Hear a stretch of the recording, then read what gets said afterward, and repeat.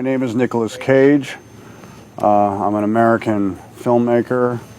I've been making movies for 35 years. I just finished a production called Outcast.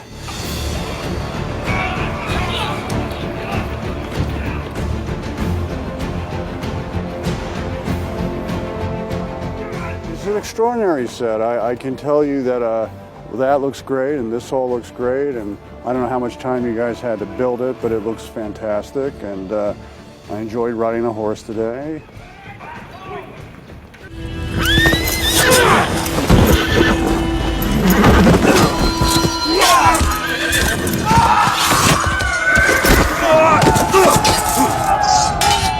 Well, I certainly feel good when I'm here. I mean, I don't know, I don't really think about myself in those terms, but I know that when I'm in China, that the folks that I meet are very enthusiastic. They genuinely like movies and the movies that I've participated in. They don't seem judgmental. They enjoy the whole eclectic filmography that I've had, which goes from independently spirited dramas to comedies to action adventure films to horror films. I've always tried to have a wide universal approach to filmmaking and film acting. Well, I like stories that are multicultural. I like seeing people from different cultures coexisting in a harmonious way. To me, that's interesting, and that's just good energy. I learned that, believe it or not, when I saw Endless Summer. My father showed it to me on a little projector in our little house in Long Beach, California. And in the movie, these young boys from California in suits were carrying their surfboards all the way around the world, and they were teaching people in Africa how to surf. And I had this epiphany at like 10 years old. I said, Dad, that's what makes this an important movie. Because you see the interaction between these white guys and these African people, and they're learning how to surf, and they're enjoying themselves, and they're happy. When I do a movie like Outcast, and I have this relationship with Summer, who plays my wife in the movie May, and you see this kind of unusual, but at the same time, deeply loving relationship, I think that's good. I think that's a good message. No! No, Mary, no!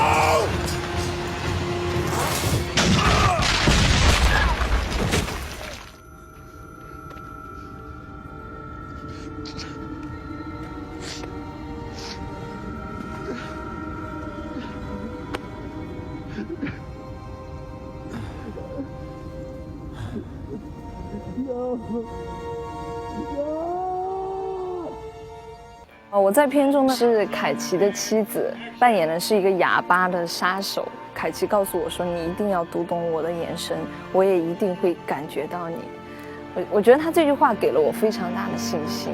我觉得这些东西都拉近了我们彼此。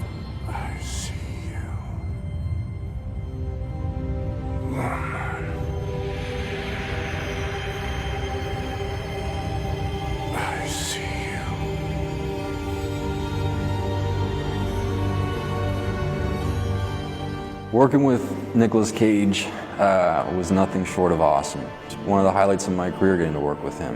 He's always been one of my favorite actors, and to get to meet him and work opposite him was thrilling. He showed up first day to set, and he knew the entire script inside and out, knew all of his lines, you know, and he was such a generous man and a generous actor. I really learned a lot from him. Well, Hayden is somebody I've admired for a while. George Lucas is a dear friend of my family. Everybody, all my cousins call him Uncle George. And so I watched George's movies, and I saw the work that Hayden did with George, and I was very impressed with Hayden's sort of edgy, dangerous, dark, and still soulful performance. I thought it was superb, and so I really connected with him. Plus, he has a look in his eyes that I respond to, because it almost feels like a familial. He's got that sad thing going on that I've always been accused of having in my eyes. So I thought we would be a good match on camera together as well. She is drop dead gorgeous. She's also very elegant, great poise. I can see why she's so famous here.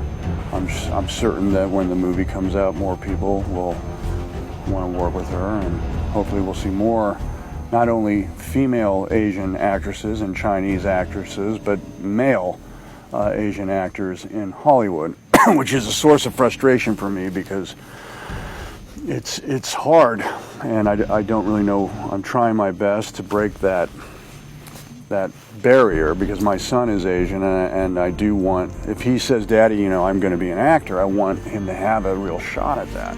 He could also be a director, but I would like to see that we have more Asian male stars in Hollywood as well.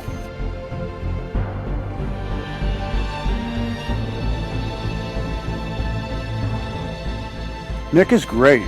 Nick was an enormous relief for me because when you start a movie, you don't know what you're getting into. It's not like other occupations where you've worked with your boss for 10 years and you know exactly what they're like. I didn't know what Nick was going to be like, and I'm you know, halfway around the world here, and it could have been a disaster if he was you know, not a nice guy, or he didn't allow me to have some freedom to do the things that I'm known for doing, which is to be inventive. And if I need some big snakes from Beijing, please bring them in, because I want my character to use snakes as his jewelry or as his pets, and he let me do it, you know, which is an important thing for me, and I think he's happy with the results. When I look at the playback, I can tell that he really knows what he wants and what he's doing, and it looks outstanding. I mean, it looks very exciting and also intense and dramatic and quite beautiful. So I have high hopes. I think he has a signature. I haven't seen the whole movie, and this is his first movie, but I can tell that he has a point of view and a vision pretty uniquely his own.